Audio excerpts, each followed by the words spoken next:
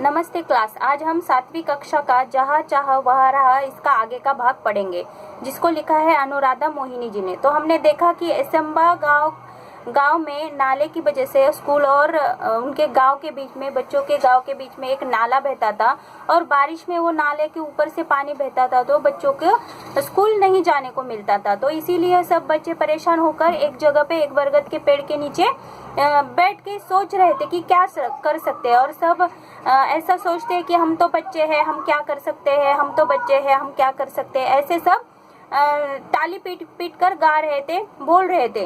तभी एक दामिनी नाम की लड़की थी, तो वो सबको बोलती कि चुप बैठो, तुम ऐसा क्यों सोचते हो कि हम बच्चे हैं तो कुछ कर नहीं सकते।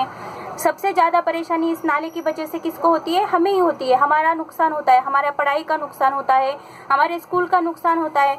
तो हमें ही बच्चों को मिलकर क्या करना चाहिए? कुछ न कुछ सोचना चाहिए।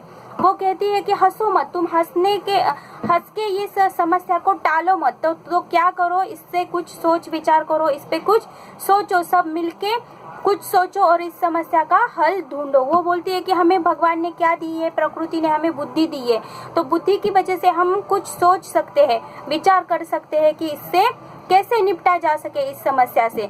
तो हम क्या कर सकते हैं? बुद्धि से मुझे पूरा विश्वास है कि हम सब मिलकर अगर कुछ सोचेंगे तो हमें इसका कुछ न कुछ हल मिल जाएगा, ऐसे दामिनी नाम की लड़की कहती है। तो इस दामिनी की बातें सुनकर सब बच्चे एकदम चुपचाप हो जाते हैं, एकदम माहौल बदल जाता है। पहले तो वो सोच रहे थे कि हम बच्चे हैं तो कुछ नहीं कर सकते, ऐसे ही हमारी पढ़ाई का नुकसान होता रहेगा, जब बारिश आएगी तो स्कूल में नहीं जा सकेंगे। लेकिन दामिनी की बातों से उनके मन में भी क्या हो गया, एक नई उमंग जाग गई कि हम बच्चे हैं तो क्या, लेकिन हम भी कुछ न कुछ कर सकते हैं। तभी ऐसे वो सब लोग सोचने लगते हैं, गंभीर होकर समस्या का हल के बारे में सब सोचने लगते हैं। तभी एक आशीष नाम का लड़का था, वो एकदम आनंद से कह उठता है कि हाँ, मुझे हल मिल गया। उसकी आंखों में क्या थी? एक अजीब सी चमक थी। मतलब हमें अगर कुछ बहुत कठिनाई है, कठिन परिस्थिति है, लेकिन हमें अगर उसका कुछ उपाय मिलता है, सूझता है, तो हमारे आंखों में भी एक हमें चमक नजर आती है कि हम अभी इससे बाहर निकल सकते हैं। तो आशीष की आंखों में भी ऐसी एक चमक दिखाई देती है।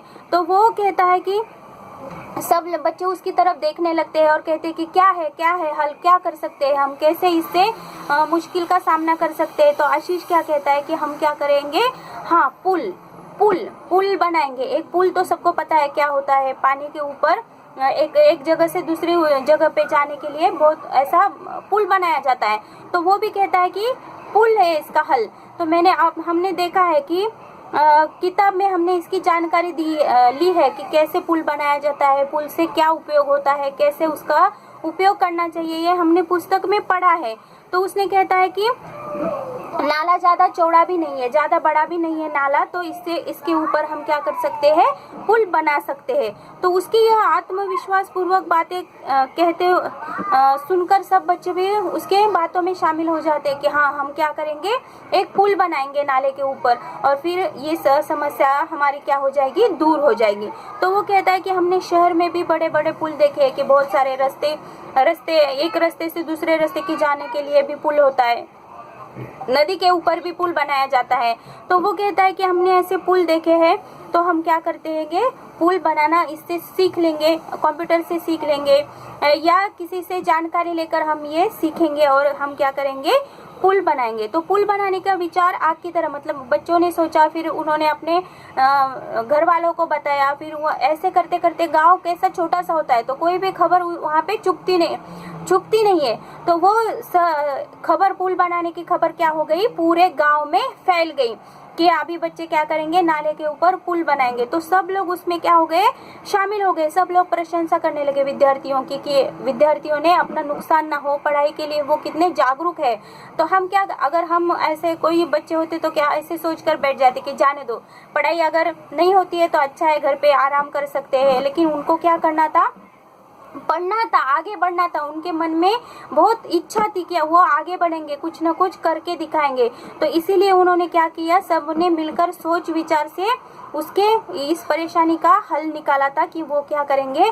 उस नाले के ऊपर एक पुल बनाएंगे और फिर उनकी समस्या दूर हो जाएगी। तो सब लोग इसीलिए उनकी यह बातों के सब लोग बच्चों की क्या करने लगे, विद्यार्थियों की प्रशंसा करने लगे। हर व्यक्ति उनको शाबाशी देने लगा कि तुमने बहुत अच्छा सोचा है।